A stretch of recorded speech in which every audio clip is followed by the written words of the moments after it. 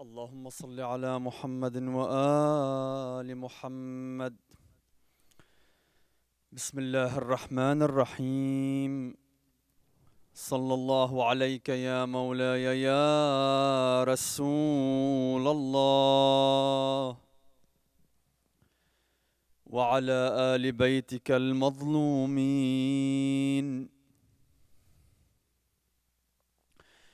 صلى الله عليك يا مولاي يا أبا عبد الله،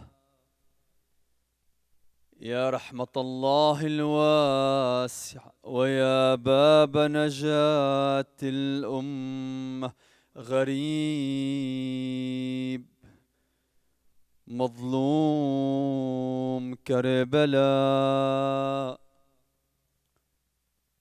يا ليتنا كنا معكم سادتي فنفوز والله فوزا عظيما. Au nom d'Allah, le miséricordieux, par excellence et par essence, et que la paix soit sur notre prophète Mohammed et sa sainte famille, opprimés à Karbala. Et que la paix soit sur notre imam Al-Hussein, opprimé à Karbala. La bonne grâce d'Allah et la survie de l'islam. Si seulement nous étions avec vous, mon imam, nous aurions remporté une grande victoire. يا أمة قتلت حسينا عنوة لم ترع حق الله فيه فتهتدي. Oh, la nation qui a tué son imam par la force et l'oppression et n'a pas respecté le droit d'Allah Azza wa Jal en lui pour atteindre la perfection. قتلوه يوم الطف طعنا بالقناة سلبا وهبرا بالحسام المقصدي. Ils l'ont tué en le poignardant par les épées et les flèches pour finir même à lui violer ses tenues. ولطالما ناداهم بكلامه جد النبي خصيمكم في الموعد.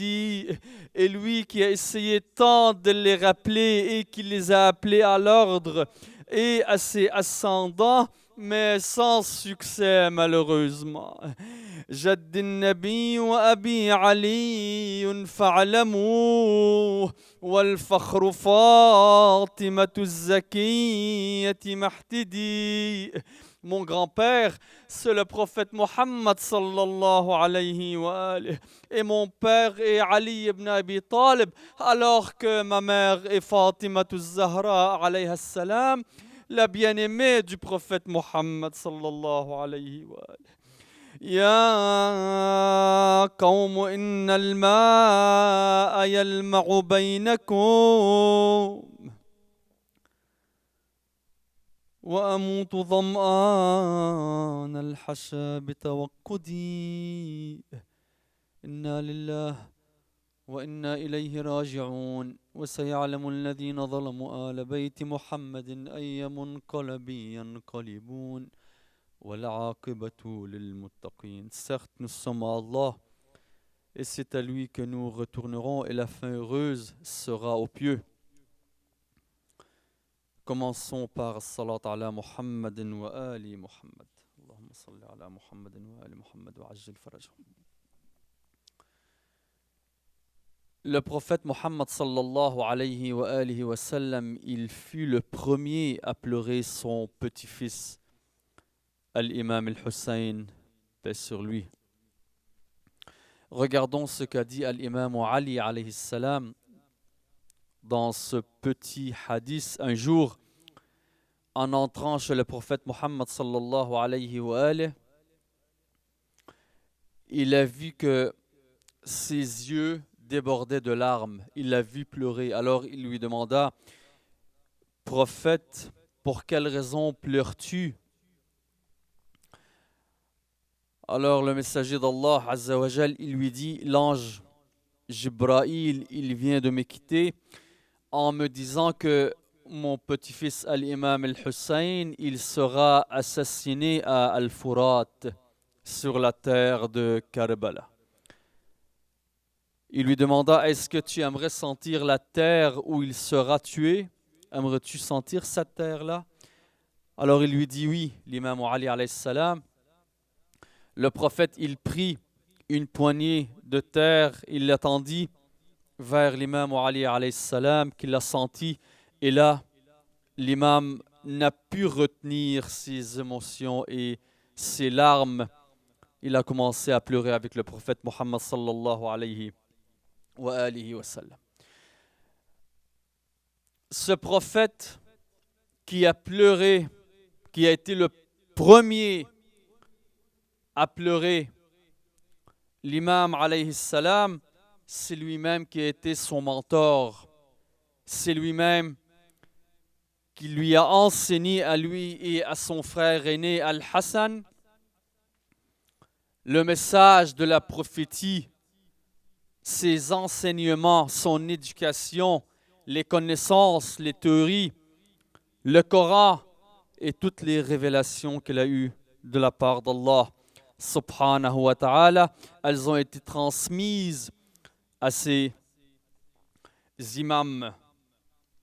Al-Hussein alayhi salam, il a passé 6 ans avec son grand-père Muhammad sallallahu alayhi wa alihi wa sallam avant que ce dernier tombe en martyr, le prophète, on veut dire. Ensuite, il a passé 30 ans sous l'imama de son père Ali ibn Abi Talib alayhi salam, qui à son tour a été assassiné. Comme vous savez son assassinat, comment il a eu lieu. Pour ensuite, l'imama l'a passé à l'imam Al-Hassan alayhi salam pour en venir enfin à l'imam Al-Hussein alayhi salam. L'imam Al-Hussein et de même l'imam Al-Hassan, ils ont enduré toutes les situations pénibles et difficiles et toute la haine qu'avaient beaucoup de gens envers eux. L'injustice des musulmans et toutes les choses cruelles qu'on pouvait faire à Ahlul Bayt alayhimus salam, ils les ont endurées. Ils les ont endurées avec grande foi, une grande patience. L'imam Al-Hassan alayhi salam, il était devenu, après l'imam Ali, l'imam pour guider les gens. Enfin, comme on a dit, il fut assassiné sous l'ordre de Muawiyah. Pourquoi il fut assassiné avant de passer à l'imam Al-Hussein alayhi salam? Parce que Muawiyah, il voulait créer premièrement un vide spirituel. Il voulait éloigner les gens de cette bonne foi, de l'islam vrai, originel, que portaient les imams. Deuxièmement, il voulait créer un vide politique, même un vide social. Pourquoi? Parce que les gens accouraient vers Ahlul Bayt alayhimus salam, parce qu'ils savaient que eux, ils sont les héritiers du message divin, que tant le prophète Muhammad sallallahu alayhi wa sallam, comme on a vu dans les derniers discours, il a tant appelé les gens à les respecter, à les vénérer et à les suivre. Comme nous avons vu hier, comment la situation politique, sociale, économique était rendue des plus dures et pénibles sous le règne des Omeyyades. C'était le but de Banu Umayya, créer ces vides-là qu'on vient de mentionner.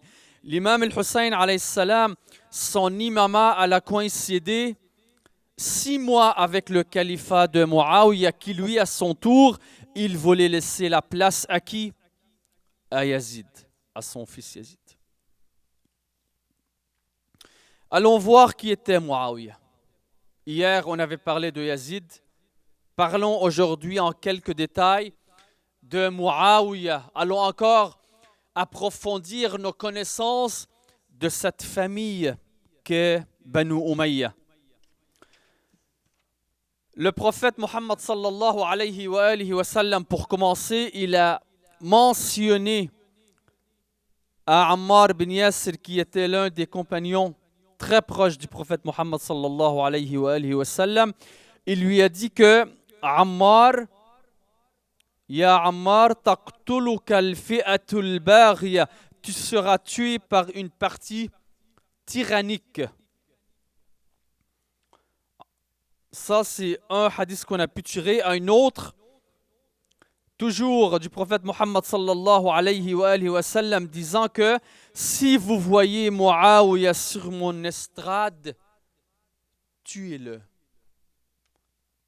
Le prophète ici, il a donné un ordre aux gens que si vous voyez Muawiyah sur mon estrade, tuez-le. Pourquoi? Parce qu'il savait, il était qui? Il connaissait cette branche, cet arbre maudit. Hein?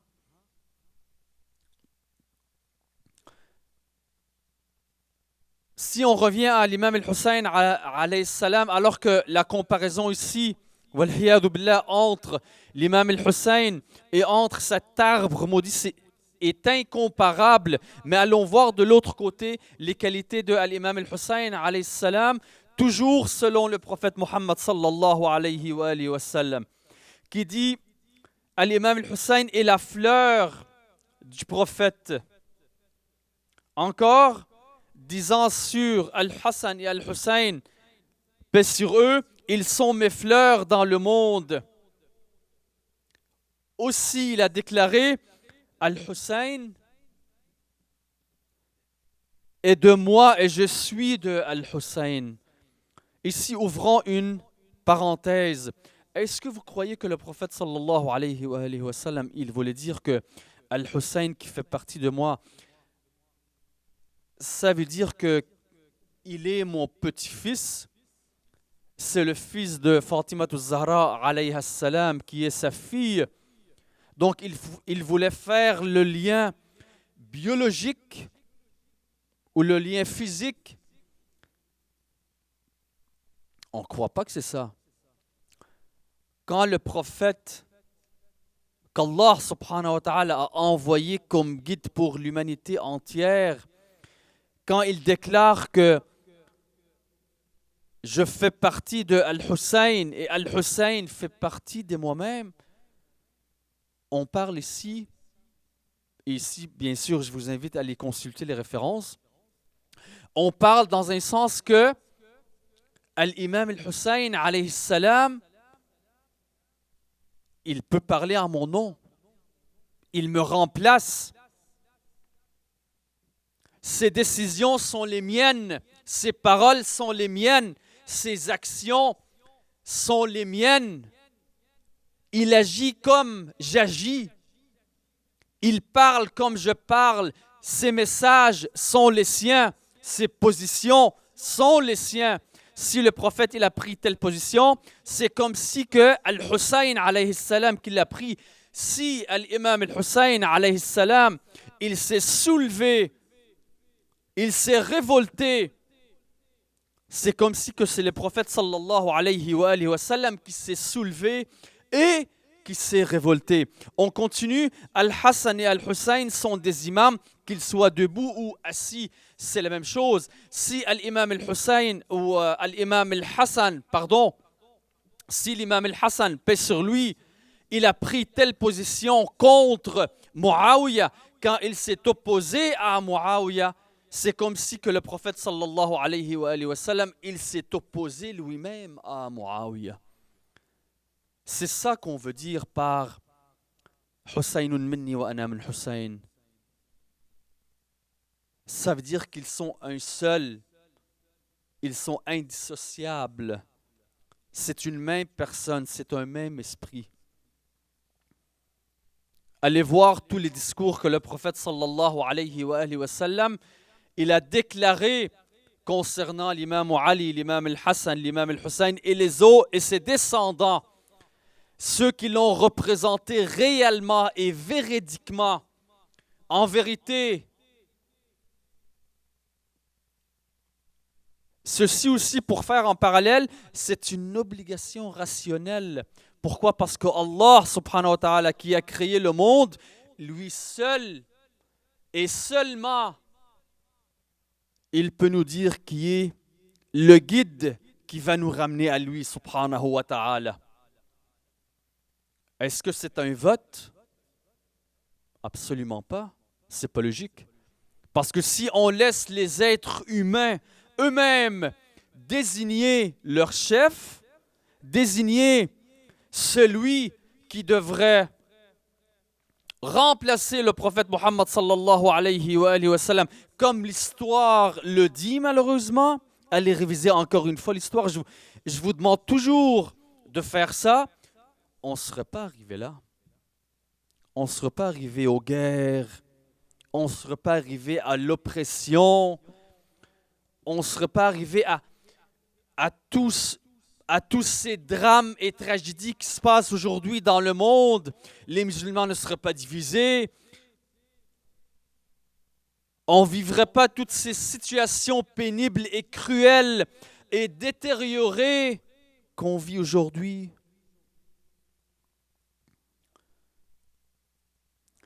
Faisons le lien avec le Coran de ce qu'on vient de dire. Est-ce que l'imam, est-ce qu'on en parle dans le Coran? Absolument qu'on en parle. Allons voir les versets qui en parlent. J'en ai tiré 4 ici. Bismillah ar-Rahman ar-Rahim, le premier est dans Surat Al-Anbiya, verset 73.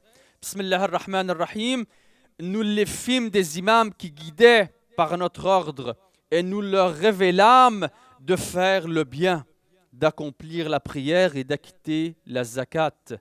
Et ils étaient nos adorateurs. Le deuxième verset, dans Surat As-Sajda, verset 24, nous en fîmes parmi eux des imams qui guident par notre commandement, car ils ont enduré et ont la certitude éprouvée de nos signes.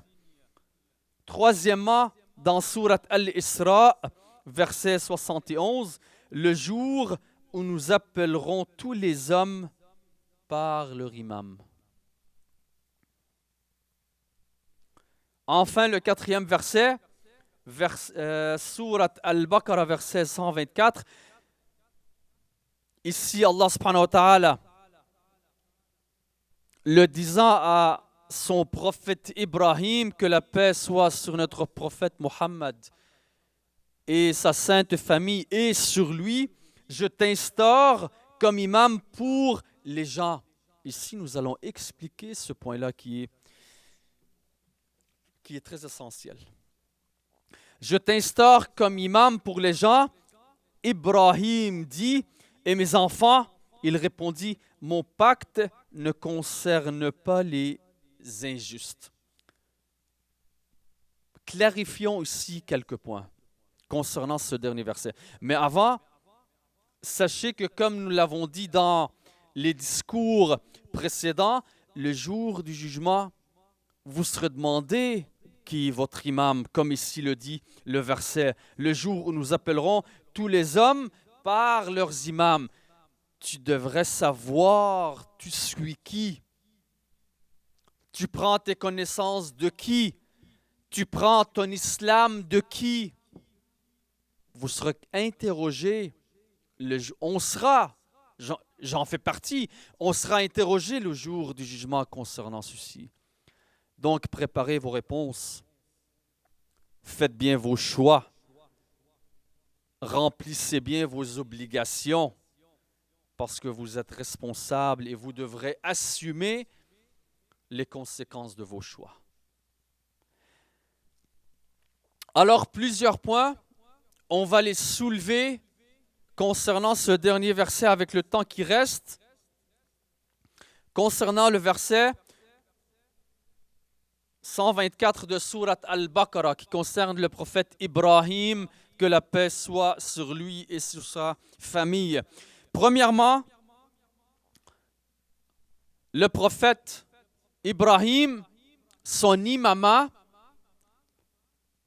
a été une récompense de la part d'Allah subhanahu wa ta'ala après avoir réussi les périples dans lesquels il a passé. C'était une récompense pour sa patience et sa persévérance. On sait qu'il a passé dans plusieurs périples et il a réussi à le faire. Alors Allah subhanahu wa ta'ala lui a donné don, cadeau, l'imama. Ça, c'est le premier point qu'on peut comprendre de ce verset. Le deuxième point, mais sachez que l'imama, c'est la direction interne des hommes vers la perfection. Hein? Ça, c'est une des définitions de l'imama. Assumer la direction interne des hommes, ainsi que la purification des âmes et l'atteinte de la perfection. Donc ça, c'est le premier point. Le deuxième point, le prophète Ibrahim, paix sur lui et sur sa sainte famille, il était déjà prophète avant que Allah subhanahu wa ta'ala l'instaure comme imam. Ça, vous le savez, hein? Vous le savez certainement, mais ça vous a certainement échappé. Là, pensez-y. Avant que Allah subhanahu wa ta'ala le désigne imam, il était déjà prophète et il n'était pas jeune. À ce moment-là où il a eu son imama, il n'était pas jeune. De ce fait, on comprend que la conclusion à laquelle on arrive est que la charge, ou encore l'imama, elle est supérieure à la prophétie. Elle est supérieure. C'est à un niveau plus élevé. Allahu Akbar. Ça, c'est une conclusion qu'on peut tirer de ce verset. Le troisième point qu'on tire de ce verset, c'est la pureté de l'âme et l'impeccabilité. Tout imam, pour avoir cette charge-là, ce poste divin, c'est une des conditions pour l'avoir. Une des conditions nécessaires, c'est d'être pur de l'âme et impeccable. Comme le verset précédent, il affirme explicitement, donc ce verset-là qu'on vient de me mentionner, que cette charge ne peut être accordée aux injustes. Le verset le dit. Donc il faut être carrément juste pour être imam. Et sans doute, nos imams le sont, et le prophète Ibrahim, paix sur lui et sur sa famille, il est parfaitement pur et impeccable, sans aucun doute. Quatrièmement, le quatrième point est que l'imama est un pacte divin. Ce n'est pas Ibrahim qui a décidé d'être imam, c'est Allah subhanahu wa ta'ala qui l'a désigné imam, paix sur lui et sur sa progéniture. C'est Allah azza wa jal qui lui a accordé ce poste divin. Alors comment, après le martyre du prophète Mohammed sallallahu alayhi wa sallam, certains ont eu le courage ou l'hypocrisie? Quel qualificatif choisir? Comment ils ont eu l'hypocrisie de se placer après le prophète Mohammed sallallahu alayhi wa sallam pour diriger al-Ummah, pour diriger les musulmans, alors que Allah subhanahu wa ta'ala, il a envoyé 124 000 prophètes pour guider l'humanité. Et certains prennent prennent ce courage pour se placer à ce même poste. Alors c'est qui maintenant, après avoir mentionné ces points-là, qui a été tué à Karbala, qui a été assassiné? Compagnons et enfants. C'est les femmes de qui ont été portées prisonnières à Yazid? C'est Hussaynun minni wa ana min Hussayn. C'est l'imam dont on discute dans le Coran. C'est l'imam qui remplace le prophète Muhammad sallallahu alayhi wa sallam. C'est le prophète Muhammad qui a été tué à Karbala. C'est la famille du prophète Muhammad sallallahu alayhi wa sallam qui a été portée prisonnière à Yazid. C'est le corps du prophète Muhammad sallallahu alayhi wa sallam qui a été ensanglanté à Karbala. C'est son corps qui a baigné dans le sang. C'est sur son corps que les chevaux de l'ennemi ont piétiné. C'est le corps du prophète Muhammad sallallahu alayhi wa sallam. C'est sa tête. Ra'sahu sharif, c'est sa tête qui a été décapitée à Karbala ce jour-là. Les références, elles sont là. Les versets du Coran, elles sont là. Les bonnes interprétations, elles sont là.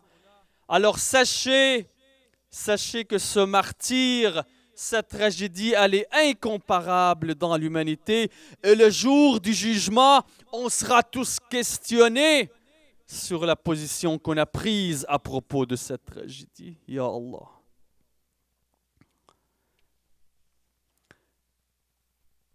Parlons de Karbala, l'un des premiers qui a vu le martyr dans le campement de l'imam al-Hussein alayhi salam, c'est Muslim.